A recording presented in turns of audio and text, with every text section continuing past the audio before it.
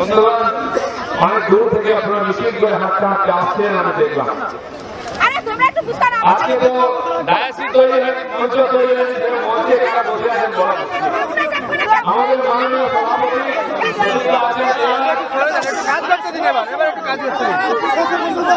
কলকাতা থেকে আমার সঙ্গে এসেছেন আমাদের মাননীয় সংবিধান জেলা অধ্যক্ষ মাননীয় দিলীপদা পালক, আমাদের রাজ্য সমিতির সম্পাদক সদস্য মাননীয় গোপাল সরকার, এই জেলার জেলা সেক্রেটারি সভাপতি, জেলার অন্যান্য মোর্চা সেলের নেতৃবর্গ, এই মন্ডলের সমস্ত সভাপতি সহ নেতৃবর্গ, এখানে উপস্থিত বিজেপির সমস্ত কর্মীগণ, এই এলাকায় সমস্ত সুনাগরিক আমার সামনে এবং দূরে বসে আছেন আমার মা দুর্গার রূপ সব মায়েরা বোনেরা, এবং যারা সাহস করে আসতে পারেননি সভা শুনতে, দূর থেকে মায়ের আওয়াজ শুনছেন, তাদের বলি সাংবাদিক পুলিশ বন্ধু সবাইকে আমার আন্তরিক শুভেচ্ছা এবং অভিনন্দন। আগামী নতুন বছর সবাই ভালো যায়। বন্ধুগণ, অনেকদিন ধরে মনের আশা ইচ্ছা ছিল, কারণ কি পঞ্চায়েত নির্বাচন থেকে আরম্ভ করে আজ পর্যন্ত যে ধরনের সন্ত্রাসের পরিবেশ সেখানে তৈরি করা হয়েছে, এটা কল্পনা করা যায় না। আমাদের লজ্জা করে সেই পশ্চিমবঙ্গ যেখানে পুরিয়া প্রপঞ্চায়ত থেকে আরম্ভ করে গান্ধীমুড়ি এই মাটিতে লড়াই করেছে দেশের স্বাধীনতার জন্য, এই মেদিনীপুরে ব্রিটিশের বিরুদ্ধে লড়াই করে স্বাধীন সরকার তৈরি করেছে আমরা, সেই স্বৈরাচারী শাসন আজকেও মেদিনীপুরে রয়েছে।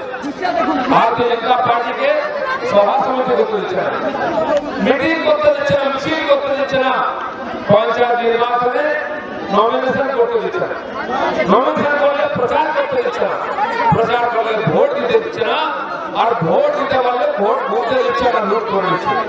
এটা কি ধরনের রাজনীতি? এটা কি ধরনের গণতন্ত্র? এই গণতন্ত্র চেয়েছিলাম কি আমরা? সেই জন্য কি পরিবর্তন করেছিলাম?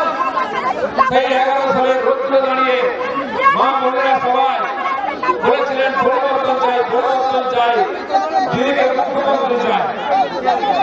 দিদি তো মুখ্যমন্ত্রী হয়ে গেলেন, দিদির মধ্যে পরিবর্তন হয়ে গেল, কিন্তু আমাদের কোনো পরিবর্তন হল না। দিদির ভাইপোর আর ভাইদের পরিবর্তন হল, বাকি আমাদের কোনো পরিবর্তন হল না।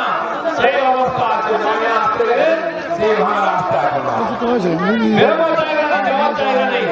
একটা বাস চালিয়েছেন, কিন্তু বাসে তো একটা ব্রিজ এখন দেখলাম হয়ে গেছে, কবছর ধরে পড়েছিল, উঠতেও ভয় করে, নামতেও ভয় করে, এই করে চলে যাবে কবছর পরে। আর এখানে 150 বছরের স্কুল আছে, প্রত্যেক গ্রাম থেকে কেউ না কেউ বিদেশে গেছে চাকরি করতে, পড়াশোনা করে, এত কষ্ট করে মানুষ এখানে লড়াই করছে। আমরা ছোটবেলায় দেখতাম আমার বাড়ি ঝাড়গ্রামে, ঝাড়গ্রাম থেকে ময়না একটা বাস আসতো, তাহলে কোথা থেকে যাবো ঘুরে ঘুরে ঘুরে ঘুরে ঘুরে আসতো। সভ্য সমাজে যেখানে বাড়ি বাড়িতে গ্রাজুয়েট, সেখানে আসা রাস্তায় 3বার গাড়ি পাঠাতে দেওয়া, আজও বিশেষ পরিবর্তন হয়নি।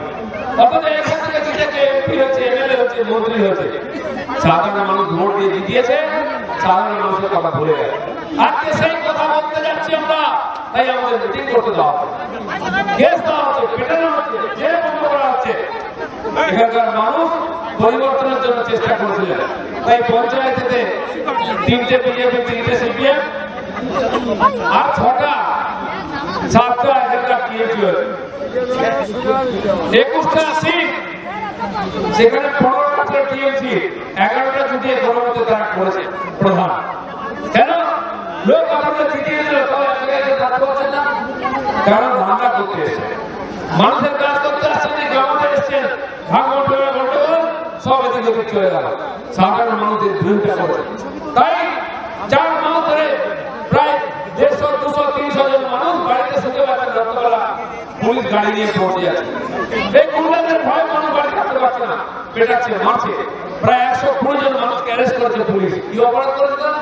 তারা মাথা উঁচু করে মারতে চেয়েছিল, তারা চুরি ডাকাতি করেনি, ভোট করেনি, সাধারণ মানুষকে অত্যাচার করছে, পুলিশ দিয়ে অত্যাচার করছে, পুলিশ গ্যাস লাগিয়ে রাত্রেবেলা গাড়ি নিয়ে পুলিশ বাড়ি বাড়ি রেড করছে। করছে। কি অপরাধ? যেখানে অপরাধী আছে, গরু পাচারকারী, বালি পাচারকারী, কয়লা পাচারকারী, পাথর পাচারকারী, সেখানে পুলিশ পাওয়া না। সেখানে পুলিশকে বোম মারা হচ্ছে, পুলিশকে পিস্তল দিয়ে তাড়া করছে, পুলিশের গাড়ি জ্বালিয়ে দিচ্ছে, পুলিশের থানায় ঢুকে পেটাচ্ছে।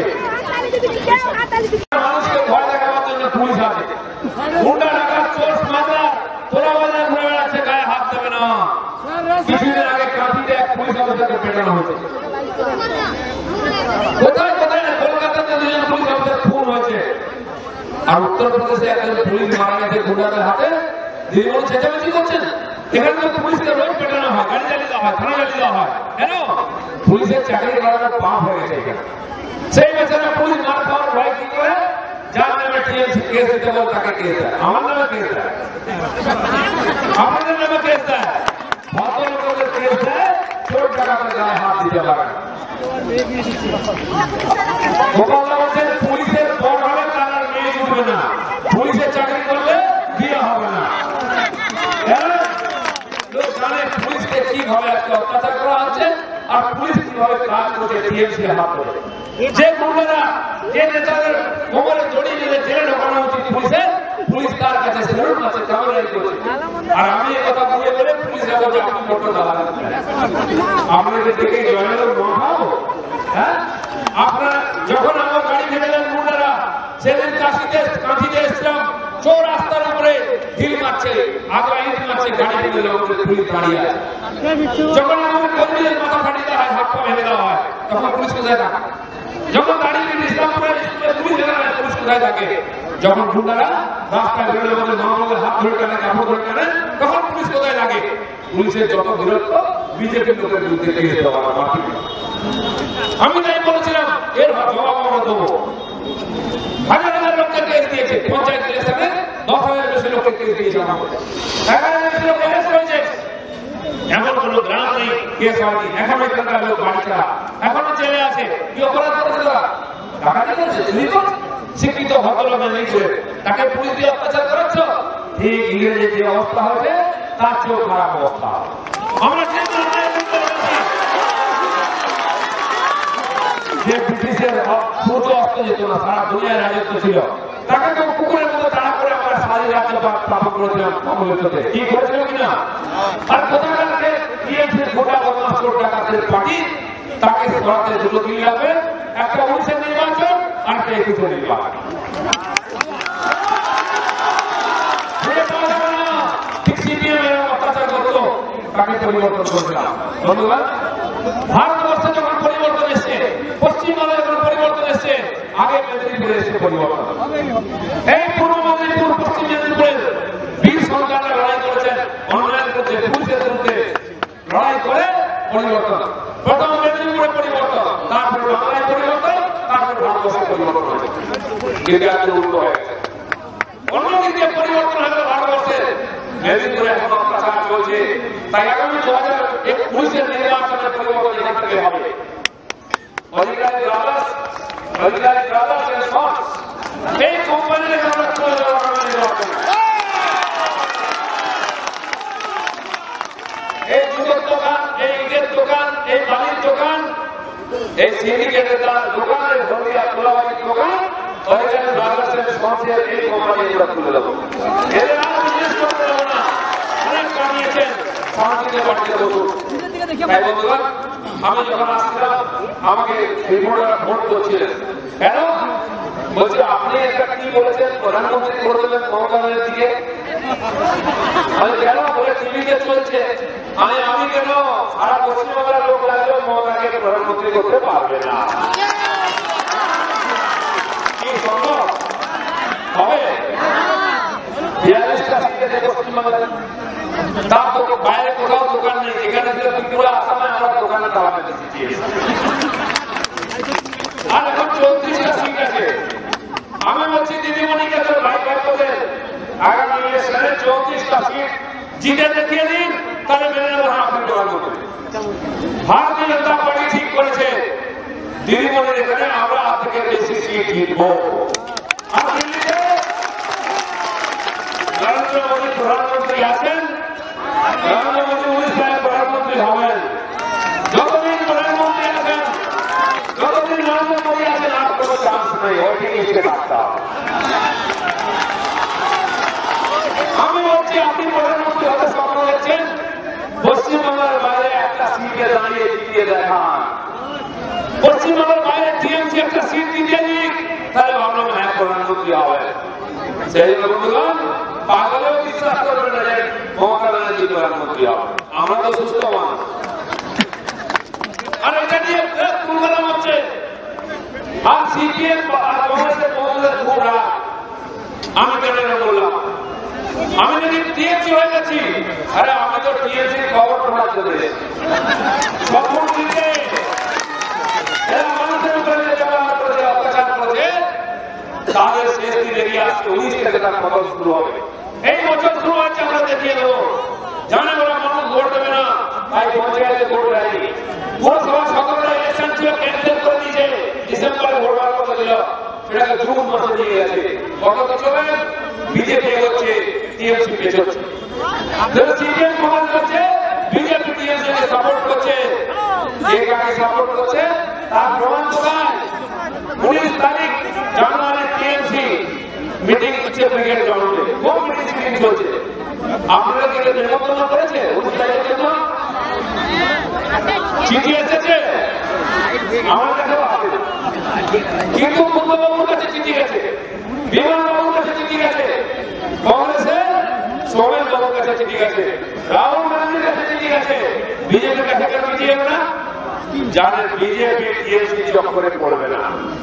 বিজেপির কাউকে ধরবে না পশ্চিমবাংলায়। বিজেপির ক্ষমতা একটাই বাংলার পরিবর্তন করবে।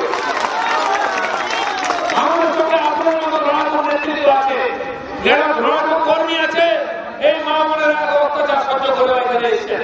এই গুন্ডাদের লাল চোখ দেখানো, গুন্ডাদের ধমকি চমকি থেকেও আজকে হাজার হাজার লোক এসছে। তাই জানে ওরা বিজেপিকে মানানো যাবে না, বিজেপিকে কেনা যাবে না। কাকে কেনা যাবে? সিপিএম আর কংগ্রেস। তাই নিমন্ত্রণ পত্র পাঠিয়েছেন, প্রেমপত্র পাঠিয়েছেন সিপিএম কংগ্রেসকে। আসুন, ওরা বলছে যে কেন আমাদের চিঠি পাঠিয়েছে বুঝতে পারছি না। আমরা কিন্তু বুঝতে পারছি কেন চিঠি পাঠিয়েছে। কারণ বিজেপি যেভাবে সারা দেশে বাড়ছে, যেভাবে চিন্তা আরম্ভ করেছে, কোন পার্টি আর থাকবে না। তাই ওরা স্লোগান দিতে ছোটবেলায় আমি শুনতাম, খুব বড় বড় মিছিল শুনিয়ে এ লড়াই মাচার লড়াই, এ লড়াই মাচার লড়াই। আমি বলি কিসের মাচার লড়াই? এখন বুঝতে পারছি সিপিএম কংগ্রেসের মাচার লড়াই শুরু হয়েছে। তাই তারা একবার সিপিএম কংগ্রেস হাত ধরে, কংগ্রেস টিএমসি হাত ধরে, এখন বলছে আমরা 3 জন হাত ধরে বিজেপিকে ঠেকাবো।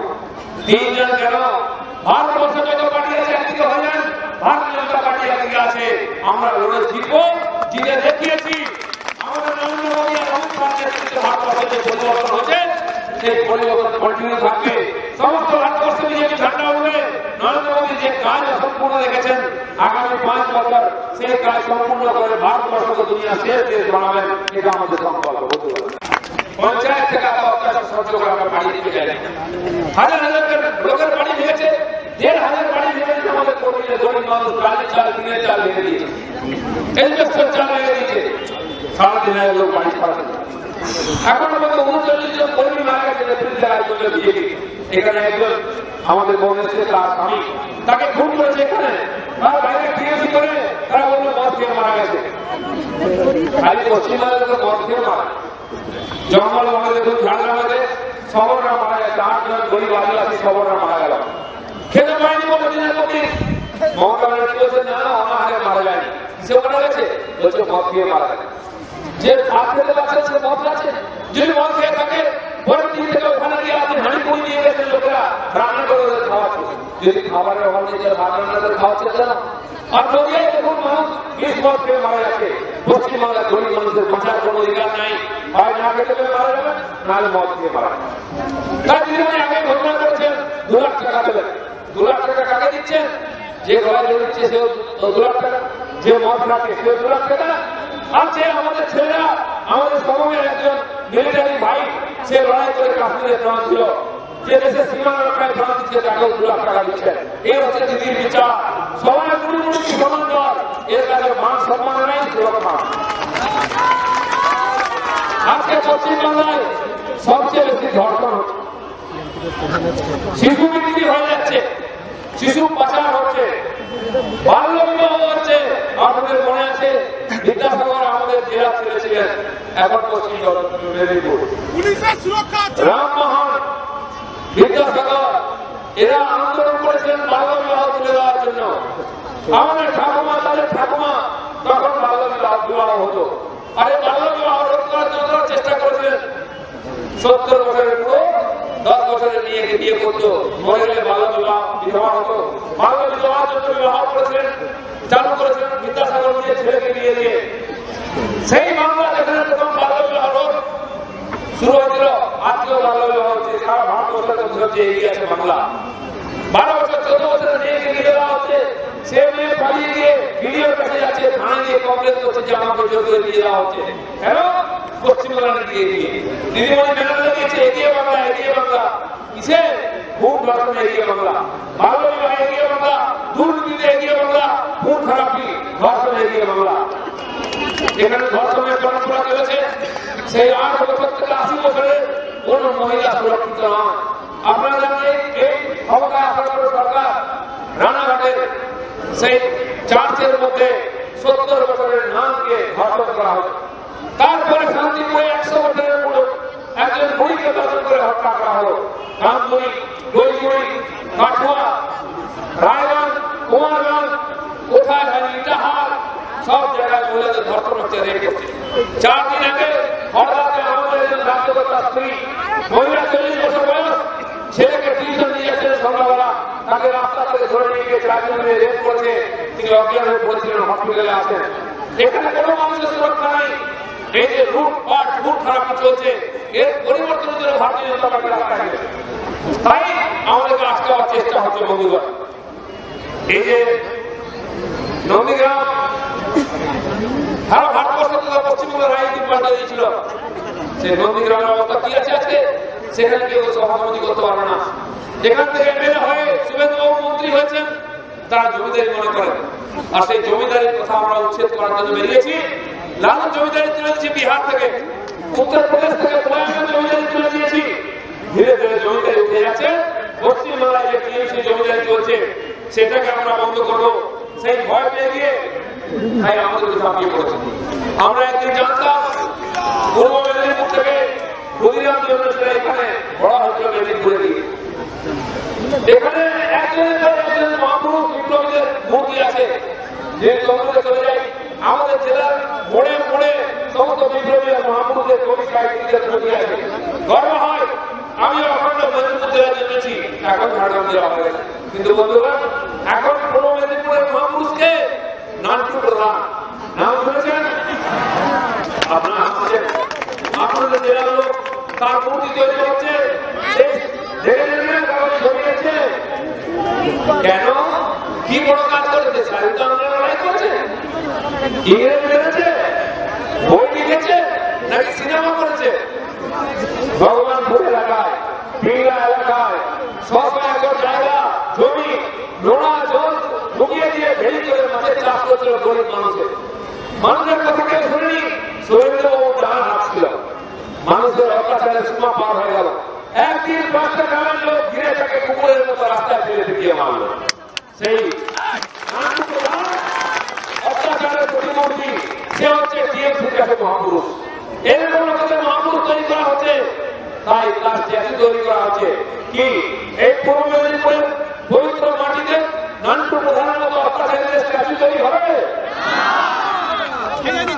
যদি তৈরি হয়, যেদিন বিজেপি আসবে সেই দিন প্রথম হাঁটু গিয়ে সেই স্ট্যাচু আমরা ভাঙব। মেদিনীপুরে কোন সাইকেল স্ট্যাচু রাখতে দিন আমরা বলে দিচ্ছি, সেরকম কোন অত্যাচারের স্ট্যাচু থাকবে না। আর যারা করবে এটা, তাদেরও একদিন আসবে, সেদিন হিসাব বুঝিয়ে দেবো। যে গরিব মানুষকে, সাধারণ মানুষকে অত্যাচার করে লুটপাট করে, তার কোন স্মৃতি চিহ্ন এই ভারতবর্ষে থাকবে না, এই জেলে থাকবে না। যেমন কলকাতা থেকে ইংরেজদের মূর্তি দিয়ে ভিক্টোরিয়া চুরি দেওয়া হচ্ছে, মোগলদের মূর্তি চুরি দেওয়া হচ্ছে, সেরকম এই অত্যাচারী যারা নেতা হচ্ছে, মন্ত্রী হচ্ছে, তাদের নাম ভাব কিছু রাখতে দেবো না, কারণ মানুষকে অত্যাচার করবে। এদের একজন কয়েকজন নেতা পুলিশকে বোম মারো, কেউ বলছে বাড়িতে ছেলে ঢুকে ধর্ষণ করে দেবো, কেউ বলছে মাথা বেঁধে দেবো, হাত পা কেটে দেবো, জিভ কেটে দেবো। এই অত্যাচার থেকে বাঁচার জন্য পরিবর্তন করে টিএমসি কেটেছিল, আজকে টিএমসি সমস্ত অত্যাচারকে পার হয়ে গেছে। সিপিএমের আমলে দেখেছিলাম আমরা, সেখানে তখন সুপুর ঘোষ পশ্চিম মেদিনীপুর তারা অত্যাচারের মানুষ যথেষ্ট গ্রাম করা হয়েছিল। রাস্তা জায়গায় জমি খুললে হাড়গোড় পায়ে এত লোককে খুন করেছে, আজকে তাকেও রেকর্ড পার করে দিয়েছে। নারী ধর্ষণে, নারী পাচারে, গরু পাচারে, জালি নোট সব ব্যাপারে আজকে পশ্চিমবঙ্গ ভারতের মধ্যে এক নম্বর হয়ে গেছে। এই জন্য আমরা চাইনি স্কুলে যান প্রশ্ন হয় না, মাস্টারকে পেটানো হচ্ছে। বাংলার টিচার চেয়েছে, ইংরেজি টিচার চেয়েছে, উর্দু টিচার পাঠিয়ে দিয়েছে, ছাত্ররা বিরোধিতা করেছে, ইসলামপুরে তাকে গুলি চালিয়ে দিয়ে ছাত্র মারা গেছে। সেদিন কুচবিহারে গীতা দাওতে একটা স্কুলে গুলি চলেছে, দুজন টিচারকে গুলি লেগেছে। স্কুল কি গুলি চালানো যায় না? গুন্ডা রাখাতে যায় না? কলেজে এই জেলাতে কলেজে ছাত্র খুন হয়েছিল, সেই কেসে মানুষবাবু বাঁচার জন্য টিএমসি দিকে আন্দোলন করে ঢুকে গেছে। ঢুকেছে না দুর্ভাগ্য আমাদের রাস্তা এই জেলা থেকে 40 বছর ধরে রাজনীতি করছেন। হ্যাঁ, কেন ঢুকেছিলেন? এক তো মানব কেস থেকে বাঁচার জন্য, দ্বিতীয় কথা এমপি হওয়ার জন্য। উনি এমপি হবেন, বৌদি উনি এমএলএ হয়ে গেলেন। দুই হাতে লাড্ডু দিদির পায়ে যে প্রণামী দেবে সে সুবিধা পাবে। ভারতীয় জনতা পার্টি কারো পায়ে প্রণামী ঠেকাবে না, কারো কাছে মাথা করবে না। তার জন্য জেলে যেতে হয়, কেস খেতে হয়, গুলি খেতে আমরা রাজি আছি। 39 জন মারা গেছে, আমরা আরো রাজনীতি রাজি আছি। হাজার হাজার কর্মী আছে, জেলে আছে, আমরা সবাই জেলে যেতে রাজি আছি। আমার 3 বার গাড়ি হয়েছে, 9 বার অ্যাটাক করেছে, আমি চুপ করে বসে নাই। এদের শেষ না করা পর্যন্ত আমরা কেউ বাড়তে থাকবো না। আপনারা হাজার হাজার কর্মী তারা পশ্চিমবঙ্গ থেকে লাফিয়ে বেড়াচ্ছে, তারা শিকার হচ্ছে, বাড়ি ছাড়তে হচ্ছে, দোকান বন্ধ হয়ে যাচ্ছে, চাষ বন্ধ করে দিয়েছে, কিন্তু কেউ চুপ করে বসে নাই। এই নির্বাচনের পরে চলতে আছে 7,000 প্রার্থী হতে জিতিয়েছিল, তাদের অত্যাচার গুন্ডারা বলতে চলে আসে টিএমসি জয়েন করো, পুলিশ ফোন করছে বলতে চলে আসে টিএমসি জয়েন করো, গাঁজা কেস দিয়ে দেবো, টাকা দেবো 5 লাখ, বাড়ি করে দেবো। বন্ধুগণ, তারা গ্রাম ছেড়েছে, শহর ছেড়েছে, জেলা ছেড়েছে, রাজ্য ছেড়েছে, উড়িষ্যা, ঝাড়খণ্ড, বিহার, আসাম, বিভিন্ন প্রদেশে 2100 আমরা যেটা প্রার্থীকে দিয়ে রেখেছিলাম যতক্ষণ না ভোট হয়েছে, প্রায় 300 পঞ্চায়েত গঠন করেছে। এখনো কয়েকটা সমিতিতে আমরা জিতে আছি, টিএমসি ভোট গঠন করছে না, কারণ বিজেপি জিতে। আমাদের কর্মীরা বাড়ি ঘর ছাড়তে রাজি আছেন, রাজ্য ছাড়তে রাজি আছেন, পার্টি ছাড়তে কেউ রাজি না। তাই বাড়ি ছেড়ে সমাজ থেকে ফিরে এসে ভোট করেছি। এখনো কেসিআইয়ের পঞ্চায়েত ভোট তৈরি করতে দেয়, সমিতি ভোট তৈরি করতে দেয়, একটা মাত্র আমার সবচেয়ে এগিয়ে আছে। সেটাকে ভাঙার জন্য মমতা ব্যানার্জি কেসিআইকে সভা করেছে, তার প্রিয় ভাই শুভেন্দু বাবুকে দায়িত্ব দিয়েছে ওটা মেনে টিএমসি করতে হবে। উনি বলেছেন মিটিং করে মেনে দেবেন, হয়তো বুঝতে পারেন যেখানে বেশি পাচ্ছে না, যেটা প্রার্থীকে নিয়ে আসে তার কাছে দেখেছে। সেদিন বড় করেছে, সেদিন জয়গাঁতে করেছে, পুরুলিয়া কেস দিয়ে ভয় দিয়ে বাড়ি ছাড়া করে নিচ্ছে। আমি বলছি করিনি, আজ পুলিশ আছে, আজ গুন্ডা আছে, আপনি প্রায় ভয় দেখিয়ে জেলে বন্দি করে নেবেন। চিরদিন সমাজ যাবে না, এক মাঘে শীত যায় না, পরের মা বাবার আসবে তখন সুদ হওয়া সব উসুল করবো, খালি মেম্বার নেবো না, পঞ্চায়েত নেবো, সমিতি নেবো। আপনারা শুনেছেন ত্রিপুরাতে 5 বছর আগে আমাদের মাত্র 1% ভোট ছিল, 60টা আসনে প্রার্থী দিয়ে 59টাকে আমাদের জব্দ হয়েছে, 1% ভোট পেয়েছিলাম, একটা এমএলএ ছিল না। এই বছর নির্বাচন হল, সিপিএমের 25 বছরের অত্যাচারী সরকার ছিল, এর চেয়ে ভয়ঙ্কর অবস্থা, ভোট করতে দেয় না, ভোটে দাঁড়াতে দেয় না, ভোট দিতে দেয় না, ব্যবসা বাণিজ্য নেই, লুটপাট মারপিট, মানুষ অতিষ্ঠ হয়ে গেছিল। যেই সেন্ট্রাল ভোট যে ভোট হলো 60টা আমাদের 45টা সিটে আমরা জিতে সরকার গঠন করেছি, 50% আজকে আমাদের ভোট আছে। আর তারপরে কি হলো, সিপিএম কংগ্রেসের যত মেম্বার ছিল পঞ্চায়েতের জেলা 3.5 লোক চেঞ্জ করে দিল, 3.5 লোকের আবার বাই ইলেকশন হলো, কেউ নমিনেশন করতে যায়নি। এখানে সিপিএম কংগ্রেস বলছে আপনারা তো ওখানে নমিনেশন করতে যায়নি। আমি বলছি বলে দেখুন, ফোন করে ত্রিপুরায় সেখানে যদি একটা লোকে কেউ চড় মেরে থাকে, একটা কাউকে ঘর দিয়ে থাকে, একটা কাউ ঢিল মেরে থাকে, এখানে তো পঞ্চায়েতের অফিস গুন্ডা পুলিশ নিয়ে ঘিরে রেখেছিল, ওখানে বলুন কত হারিয়েছে। আরে কোন পার্টিতে লোক জানাবে 96% ভোট, 96% সিট বিনা কন্টেস্টে হয়েছে, এর অনুদান করতে আসে। এখানে রাজ্যে খেলার ব্যবস্থা করবো, এই যারা পঞ্চায়েত জেলা পরিষদ বিনা কন্টেস্টে জিতেছেন সব একটা ঘাট হয়েছে বিজেপি জয়েন করবে। আপনাদের মধ্যে লুটপাট করে মেরেছে তার সর্বোচ্চ আমরা করবো। তাই মহিলা মানুষ যেভাবে গুন্ডাদের প্রতিরোধ করেছেন, বাড়ি ঘর ছাড়া হয়ে লড়াই করছেন, আমরা আপনাদেরকে পুলিশ করতেছে এই লড়াই বলে দেখুন সারা পশ্চিমবঙ্গের বিজেপি, সারা ভারতবর্ষের বিজেপি আমাদের সঙ্গে আছে। আমরা আজকে পশ্চিমবঙ্গের বিজেপি জিততে পারলে আমাদের মাননীয় সভাপতি অমিত শাহ বলেছেন কমপক্ষে 22টা সিট জিততে হবে। আমি প্রথমে বলেছিলাম যে পুরো মেদিনীপুর আমরা জিততে পারবো না, কিন্তু আজকে আপনারা যে সাহস দেখিয়েছেন, যে হিম্মত দেখিয়েছেন,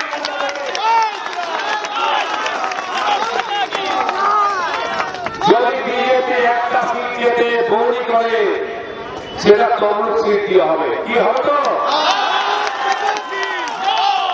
এই যে 22টা সিট আমি লিস্ট তৈরি করছি, অমিত শাহ হাতে দেবো। সে 22টা সিটের মধ্যে পুরো মেদিনীপুরের তুলে সিট আছে, তমলুক আর কাঁথি, এই দুটো সিটের নাম রাখবো কিনা? মেদিনীপুরের লোক কথা দিলে কথা রাখে। ব্রিটিশকে তাড়া বলেছে তাড়িয়েছে, কংগ্রেস তাড়া বলেছে তাড়িয়েছে, সিপিএম তাড়া বলেছে তাড়িয়েছে, টিএমসি তাড়া বলেছে। আমিও মেদিনীপুর কোনো জায়গায় থাকি, হাঁটলে বৃষ্টির সময় ছোটবেলা যখন স্কুলে যেতাম হাফ প্যান্ট করে পায়ে জুতো ছিল না, পা গরমের সময় হাঁটতে লাল, বৃষ্টির সময় হাঁটতে লাল।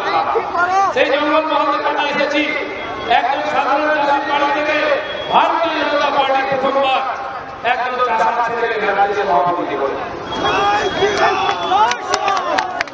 এই প্রথমবার মেদিনীপুর থেকে দায়িত্ব দিয়েছে ন্যাশনাল পার্টি। আপনারা আশা করি এই সম্মান রাখবেন। এখন আমি পঞ্চায়েত নির্বাচনে যারা ফড়িয়া বাঁকুড়া বিষ্ণুপুর মেদিনীপুর ঝাড়গ্রাম জঙ্গল পড়ে এখন লাল তুলা, লাল মাটি, লাল পাতা। এই 70 বছর স্বাধীনতা এখানকার মানুষ কিছু পায়নি। সেখানকার আদিবাসী ভাইরা এখনো শাল পাতা ভেঙে নিয়েছে, কেক পাতা ভেঙে নিয়েছে, শুকিয়ে বিক্রি করছে, বিক্রি করছে। এখনো কাঠ পুড়িয়ে নিয়েছে, রান্না করছে, বিক্রি করছে। এখনো বাবুলি দড়ি তৈরি করে উন্মোচন করছে, কিছু পায়নি এখানকার মানুষ। কেবল ভালো ভালো কথা বলে প্রতারণা করা হয়েছে। বন্ধুগণ, দীর্ঘদিন জঙ্গল মরে আসছে আর বলেন কলকাতায় গিয়ে জঙ্গল মহল হাসছে। কেমন হাসছে? 8 জন মানুষ না খেতে মারা গেছে আদিবাসী, তাও একটা কথা বলে যাচ্ছে। এর লোক জবাব দিতে হবে। ঝাড়গ্রাম দিয়েছে, মেদিনীপুর দিয়েছে, পুরুলিয়া বাঁকুড়া দিয়েছে, পঞ্চায়েতে আমাদের অনুসরণ করতে দিতে পারেনি, দেয়নি, তাই আমরা দেখাতে পারিনি। পার্লামেন্টের রিপোর্ট কিন্তু হবে। দিদি ভাইরা, দিদি গুন্ডা ভাইয়ার পুলিশ ভাই, তিনি মনে করেন যে পঞ্চায়েত আমরা আটকে দেবো, ভোট করতে দেবো না, প্রচার করতে দেবো না, কি পাবে? দিদির পুলিশ থেকে ভোট হবে না, দিল্লি থেকে তারা পুলিশ আসবে। এরকম হাতে 14 বেশি যান থেকে 47 হাতে রুলের বাড়ি, বুথের 100 মিটারের মধ্যে পুলিশকে যেতে দেবো না আমরা। সেন্ট্রাল ফোর্স বুথে থাকবে। সাধারণ মানুষকে বলে রাখছি, আপনারা যাবেন সকাল থেকে লাইনে দাঁড়াবেন, হাতে ভোটার কার্ড নিয়ে যাবেন। সেন্ট্রাল ফোর্স কার্ডের ভেতরে যাবেন, ভোট দেবেন, হাতে ক্যামেরা দিয়ে বাড়ি চলে যাবেন। যার টাকা ইচ্ছা ভোট দেবেন, কেউ চোখ দেখাতে পারবে না। আর দিদির দুষ্ট ভাইরা যারা মেয়েদের হাতে টানে কাপড় টানে, তারা এই মনে করে রিলিং করবো, ভোট কেন্দ্রের সামনে গিয়ে গন্ডগোল করবো। সেন্ট্রাল ফোর্সের লাঠির পানির জোর কিন্তু খুব জোর। এখন জোর না থাকবে, যদি হাট ভাঙে 6 মাস লাগবে জুড়তে। অতএব সাবধান, রিলিং করার চেষ্টা করবেন না, ভোটারদের ভয় দেখাবেন না, আটকাবেন না, আর প্রতিফল কিন্তু ভালো হবে না। এই পঞ্চায়েতে বাচ্চা পঞ্চায়েতে যে ধরনের লড়াই করছে 4 মাস ধরে, এখানকার সাধারণ মানুষ যেমন টিএমসির গুন্ডাদের প্রতিরোধ করেছেন, পুলিশের মোকাবিলা করেছেন, তাদেরকে আমি ধন্যবাদ জানাতে এসেছিলাম। আপনারা দূর দূর থেকে এসেছেন, শুনেছেন, আমাদেরকে উৎসাহিত করেছেন। আমাদের এখানকার প্রধান আমার মঞ্জু আছে, যাকে পঞ্চায়েত অফিসের রূপে গুন্ডারা মেরেছিল, সে হসপিটালে ছিল, এখনো 12 কেস হাতে জেলে আছে। এর প্রতিরোধ প্রতিশোধ আমরা নেব, এটা চলতে দেবো না। লোকসভা নির্বাচন থেকে বাংলার পরিবর্তন শুরু হবে। তাই ভাই বোনা ভাবছেন মুখ্যমন্ত্রী হন বলে, পিসিমা ভাবছেন প্রধানমন্ত্রী হন বলে, আমি বলছি দিদিমণি অনেক কষ্ট করেছেন। এই 19-এর সেমিফাইনাল আর 21-এর ফাইনালের পরে ওই নবান্ন নিয়ে বিজেপির নেতা মুখ্যমন্ত্রী হয় দিদিমণিকে কালীঘাটে পাঠিয়ে দেবো বিশ্রাম করার জন্য, গীতা রামায়ণ শোনার জন্য। এই কথা বলে সবাইকে ধন্যবাদ। ভারত মাতার জয়।